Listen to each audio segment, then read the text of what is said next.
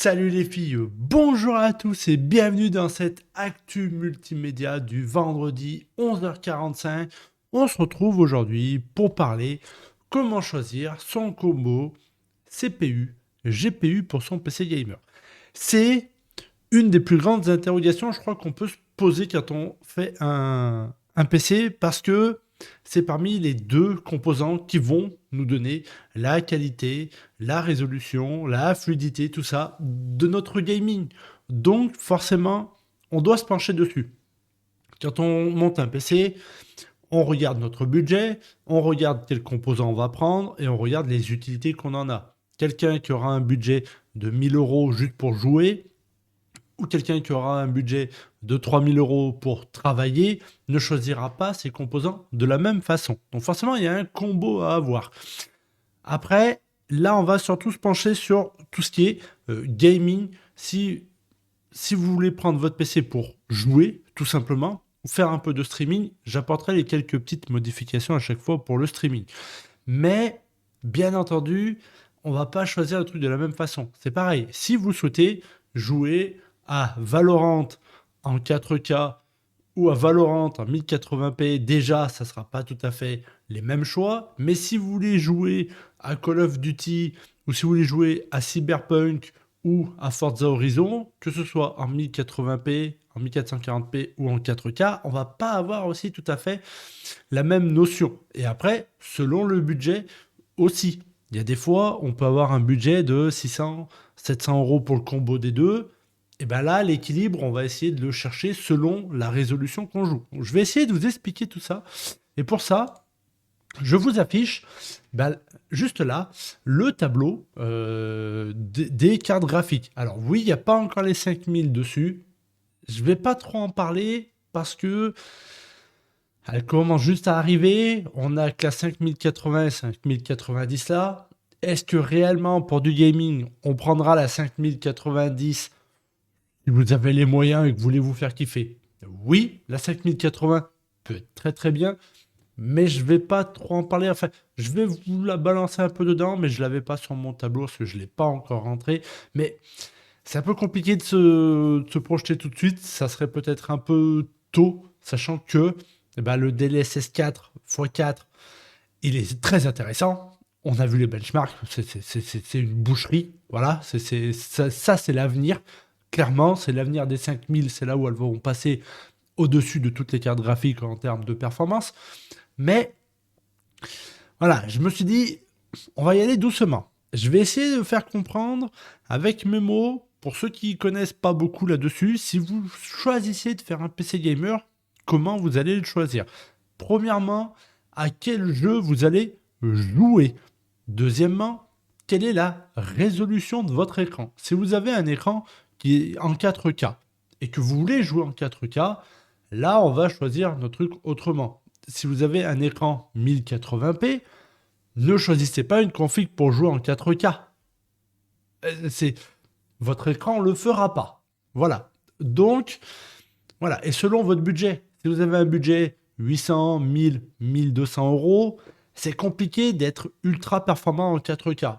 Et encore, ça dépend du jeu que vous jouez. Si vous jouez à des jeux FPS comme Fortnite, Valorant, Warzone, tout ça, c'est des jeux qui ont beaucoup de FPS avec des cartes graphiques 10 moyennes. On peut faire de la 4K avec, bien entendu, si vous êtes avec les réglages, pas en ultra, mais si vous êtes en moyen, low, voilà, vous pouvez très bien faire de la 4K. Mais encore faut-il que votre écran fasse la 4K. Voilà. Donc, pour ça, eh ben, il faut choisir. Sachant que si jamais vous jouez en 1080p, ben forcément, pour votre carte graphique, elle affichera un certain nombre de FPS. Si vous jouez en 1440p, il y en aura un petit peu moins. Parce que la résolution est un peu plus élevée. Et si vous jouez en 4K, il y en aura encore moins. Et là, à partir de là, lui, votre CPU, donc votre processeur, il doit gérer tous ces FPS que la carte graphique va lui envoyer. Et forcément, si vous jouez en 1080p sur un jeu FPS, il va falloir un plus gros processeur pour avoir la capacité de gérer ce grand nombre de FPS.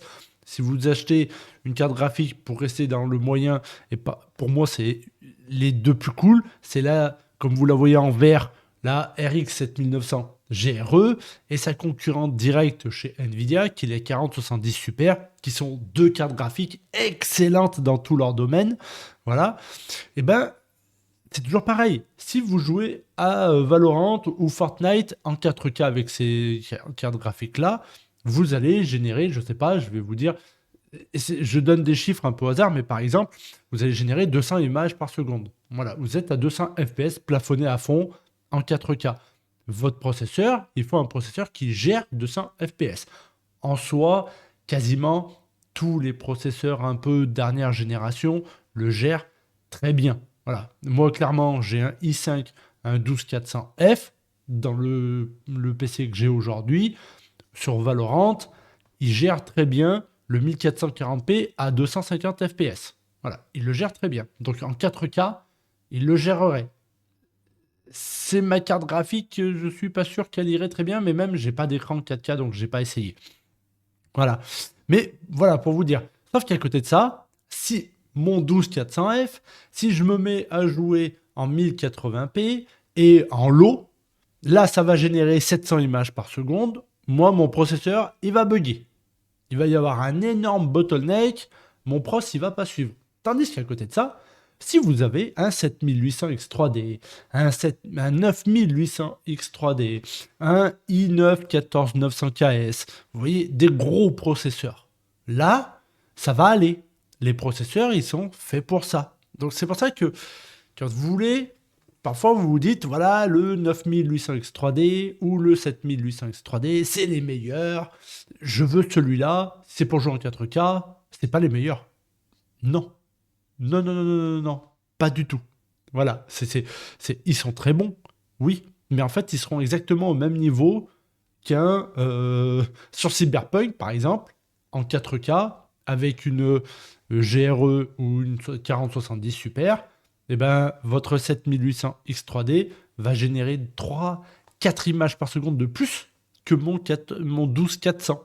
Donc, vous voyez, le ratio est plus le même. Donc là, forcément, après, c'est là où votre budget, vous pouvez potentiellement, si vous sélectionnez bien vos trucs, optimiser votre budget. Si vous voulez jouer du 1080p, oui, investissez une centaine d'euros en plus dans votre CPU, votre processeur.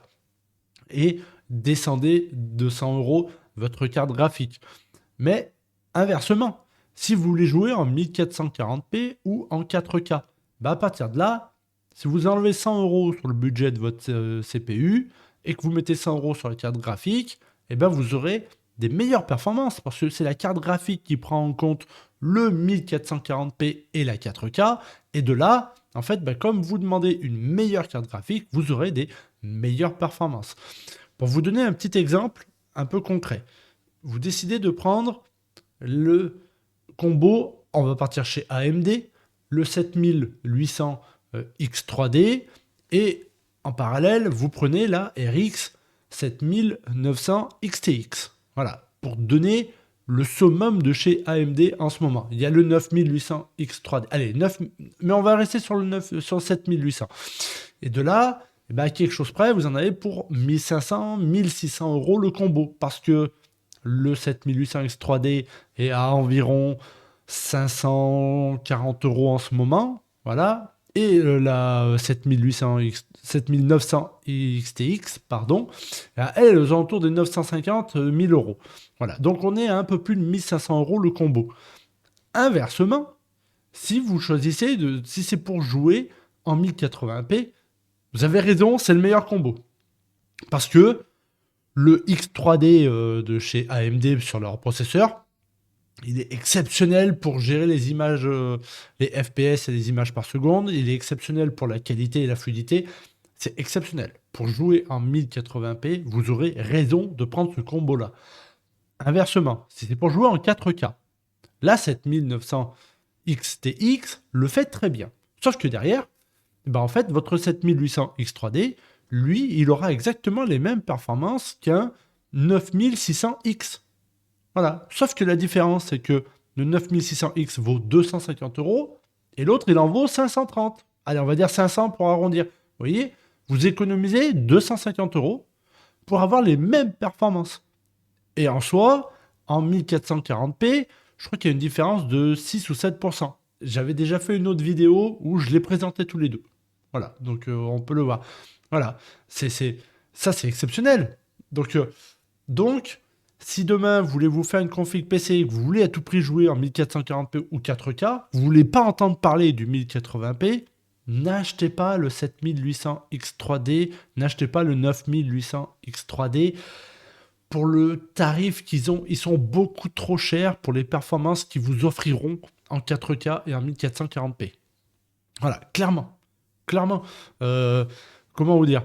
Le 9900X, qui est un Ryzen 9, qui est classé processeur professionnel, qui a énormément de cœur, qui a plus de cœur, beaucoup plus de cœur que le 7800 ou le 9800. Il est bien plus performant pour le streaming, il est bien plus performant pour les montages vidéo, il sera plus performant en applicatif, bien entendu, mais pour jouer toujours avec une RX 7900 XTX, pour rester chez AMD, eh ben, vous aurez des bien meilleures performances. Enfin, il sera pareil en jeu, équivalent. En 4K, c'est équivalent. Je crois qu'il y a 1 ou 2 FPS d'écart. Donc, c'est une histoire de 1% ou 2%. C'est ridicule. Voilà. Mais, si vous voulez streamer, et c'est là où ça rentre en compte, pour le streaming, le 9900X est bien plus efficace que le 7800X3D. Donc, en soi, et en plus, vous ferez des économies.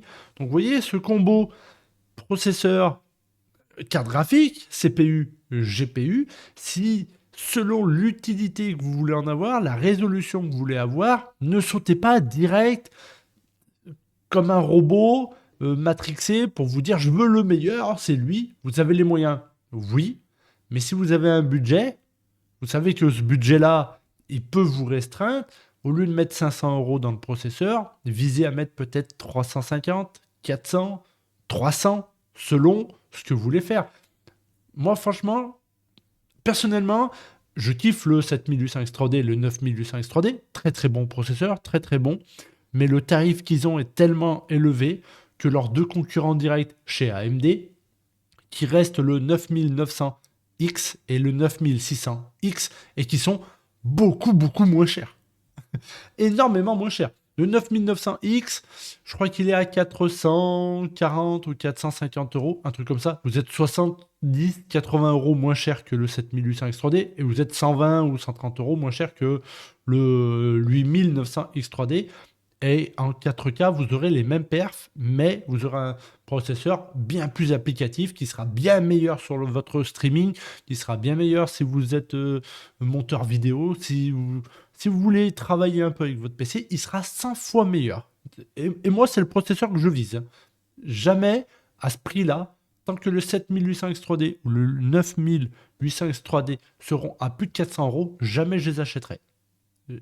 C'est pas possible. Je pourrais pas parce que je me dis que je gaspillerais mon argent par rapport à la performance. Le rapport qualité-prix, enfin le perf-prix, est beaucoup plus bas sur les deux X3D qui sont les meilleurs en jeu vidéo en ce moment en 1080p que d'autres à côté. Donc voilà, ce serait ma recommandation.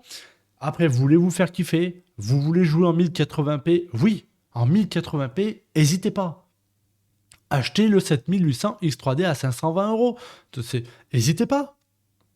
N'hésitez pas. Si vous voulez être compétitif, Warzone, GTA, Fortnite ou Valorant, vous voulez être compète là-dessus, oui, oui, achetez-vous un écran 360 Hz en 24 ou 27 pouces, payez-vous ça comme processeur et allez défoncer des trucs. Oui, faites-vous plaisir. Mais du moment où vous vous dites non, je prends un 27 pouces en 4K parce que je veux une belle résolution, je joue à Fortnite, je peux, parce que vous achetez une très bonne carte graphique et qu'il le fera très bien, bah non. Bah non, mettez pas 520 balles dans votre processeur, alors que pour 440, vous avez le 9900X qui est bien meilleur. En fait, il sera meilleur en streaming, mais en jeu vidéo qui est identique. Et même le 9600X qui est 200 euros moins cher, qui sera aussi performant en 4K. Voilà, donc vous voyez, voilà, c'est la petite différence. Ensuite, pour ce qui est des combos, si vous voulez vraiment jouer en 1080p, bah, n'importe quelle carte graphique pourra le faire. Même si vous achetez le 7800 X3D et que vous avez seulement un budget de 1000 euros, ça vous laisse à peu près 400 euros à mettre, 450 euros à mettre dans une carte graphique. Vous achetez une 7800 XT si vous streamez pas, voilà, ou vous achetez une 4070, même si c'est pour jouer à Valorant, ça le fera très bien. Vous aurez 400, 450 FPS en 1080p. C'est largement suffisant pour être très fluide, hein. Laissez-moi vous dire que pour avoir essayé, enfin, pour être aller voir un écran d'ordinateur qui fait du 360 Hz, j'étais sur Valorant, j'étais en mode ok. À côté de ça, il y avait le 240 Hz 4K de chez Asus en OLED. Les gars, ils étaient l'un à côté de l'autre, hein. Donc ils jouaient, ils se faisaient tourner la tête pour voir les différences. C'était beaucoup plus joli sur le OLED, ok. Mais visuellement, moi, mon œil, il allait pas aussi loin. Je vous dis franchement, ça allait vraiment pas aussi loin. je... Et voilà. Mais ça, après, c'est à vous de réfléchir. Ce que je veux, c'est que vous compreniez surtout que, eh ben, n'achetez pas forcément le meilleur processeur de gaming parce que vous voulez jouer à un jeu qui, en plus, il sera bloqué. Si vous avez un écran comme moi, un 1440p, bloqué à 180 fps, le mien c'est à 180, euh, moi, franchement, si je reste dans cette résolution-là, le PC que je vais me prendre, c'est pour jouer à cette résolution-là. Je m'en fous. J'achèterai sûrement pas le 7800 X3D avec la RX 7900 XTX pour aller chercher 600 FPS sur Valo, alors que mon écran il en fait 180. Non, au contraire. Je vais plus me tourner, comme je vous le disais, sur un 9600X ou un 9900X, avec peut-être une carte graphique un peu moins basse, la 7900 XT, qui en 1440p me fera mes 200-250 FPS là. Donc mes 180, ils seront bien étudiés et j'aurai fait des économies. J'aurai la même image, la même qualité pour moi, devant moi, parce que mon écran est bridé à ça, et pour beaucoup moins cher sur mon budget. Parce qu'il y a un combo 9600X, une RX 7900 XT, vous en avez pour à peine 1000 euros. Pour être à plus de 200 images par seconde sur Valorant, sur Fortnite, sur Warzone. Vraiment. Vous êtes à plus de 200 images par seconde. Donc, voilà, c'est compliqué, hein, je sais, j'ai parlé beaucoup, j'espère avoir éclairé tout ça, j'espère avoir été presque complet. Vous voyez sur ce tableau-là, vous pouvez faire pause et agrandir, parce que l'image est de très bonne qualité, il n'y a pas de problème. Voir à peu près, c'est une moyenne faite sur 40 jeux différents. Donc, c'est une moyenne. Bien entendu qu'il y a des jeux qui seront au-dessus et des jeux qui seront en dessous, et c'est une moyenne faite en ultra. Dites-vous bien que si vous jouez en moyen ou low, vous faites x2, 2,5 le nombre de FPS que vous voyez sur le tableau juste là-dessous. Pour vous donner un exemple, pour ce qui est de la RX 7900 GRE, qu'on voit en vert sur les trois trucs, voilà, si vous jouez à Warzone ou Call of Duty Black Ops 6, vous jouez à Black Ops 6 sur en 1440p, pour donner l'exemple du milieu, disons que c'est ce jeu-là qui donne les 122 FPS en ultra. Si vous descendez en low, vous êtes à plus de 240 images par seconde.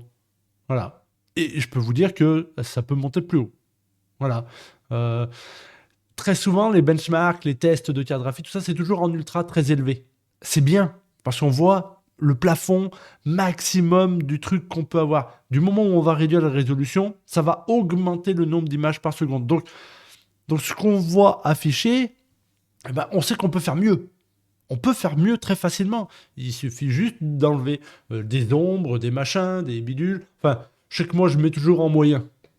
Je mets moyen, élevé, ça dépend du jeu. Quand je joue à Call of, je mets en moyen, parce que comme ça, il n'y a pas de machin, de relief, de trucs, de bidule, j'en veux pas. J'en veux pas, ça va trop vite. Je joue pas ce jeu-là pour ça. Voilà. Mais voilà, moi j'ai déjà une 4060 Ti, comme vous pouvez voir, et je joue en 1440p. Vous voyez que sa moyenne, elle est de 78 FPS sur 40 jeux en ultra. Moi je joue le plus souvent, c'est moyen ou élevé. Quand je joue à Call of Duty, je suis à 200 FPS. mon écran, il est à fond, hein. Voilà, hein. Je suis ultra tranquille. Voilà. Quand j'ai testé Valorant, je suis pas fan. Et voilà. Mais je crois bien que j'étais en bottleneck parce que ça s'arrêtait pile à 400. Donc, est-ce que j'avais mis un blocage, j'ai pas fait attention, ou est-ce que c'est mon processeur qui était rincé? J'étais refait. J'étais refait. J'étais en low à 400 FPS. Mon écran, il les donnait pas, hein. Voilà, hein. Mais derrière, je me suis amusé à me mettre en élevé. D'un seul coup, j'étais à 300, 320. Je me suis dit, ok, j'ai mis à bloc. J'ai mis à bloc ma petite 40 Ti qui est overclockée. Bah, elle était à 200, 250 FPS. Mon écran, il faisait 180. J'étais content. J'étais tout content. Ça suffit largement. Mais là, il y avait des designs différents. J'ai pas accroché. J'ai pas accroché. Et c'est vrai que le lot, il enlève ces petits reflets, ces petits trucs, ces machins. Quand vous êtes en moyen, on voit pas tout ça. Mais des ombres, des trucs. On joue, on est vraiment concentré sur son jeu. C'était plus agréable visuellement. Même si ça me servait à rien d'avoir 300 images par seconde. Mais visuellement, c'était plus cool pour du jeu FPS. Et voilà, j'aurais un écran 4K, je me serais mis en 4K. Même si ça bloquait à 180 images, ça m'allait. Ça m'allait. La résolution était un peu meilleure, ça aurait été peut-être plus cool. Mais ça, j'ai pas essayé. Mais voilà, c'est pour vous dire que faites attention à la façon dont vous gérez votre budget pour choisir votre combo CPU, GPU. C'est très important. C'est très très très important. Ne gaspillez pas votre argent à essayer d'avoir peut-être le meilleur processeur parce que c'est le meilleur processeur. Mais si vous n'en attirez pas l'utilité, ça ne sert à rien. Ça ne sert à rien. Au contraire, comme je vous disais, si de prendre un processeur qui est 100, 150 euros moins cher, mais que vous mettez ces 100, 150 euros dans la carte graphique, au lieu d'avoir une 4070 Super, pardon, vous avez une 4070 Ti Super ou un 7900 XTX, vous verrez que vous aurez des bien meilleures performances pour le même prix de votre combo. Donc choisissez bien vos composants. Prenez le temps de bien savoir dans quelle résolution vous allez jouer et à quel jeu vous allez jouer. C'est très important. Sur ce, les enfants, j'espère avoir répondu à la question de comment choisir son combo CPU, GPU pour son PC gamer. Voilà, j'espère vraiment y avoir répondu. Si vous avez des questions de combo, le top, c'est vraiment dans les commentaires. N'hésitez pas à la poser. Et surtout, dites-moi tout de suite sur quel écran vous jouez, à quel jeu vous voulez jouer et à quelle résolution vous comptez jouer. Comme ça, on pourra potentiellement trouver le meilleur combo possible. Voilà. Sur ce, merci à tous ceux qui ont liké la vidéo. Merci à tous ceux qui suivent un maximum la chaîne. Dans la description, vous retrouverez bien entendu tous les liens que vous aurez besoin, dont le lien d'affiliation que j'ai avec Amazon. Donc merci à tous, je vous embrasse très fort. Prenez soin de vous, prenez soin de vos proches, prenez soin de votre famille. Des bisous, des bisous.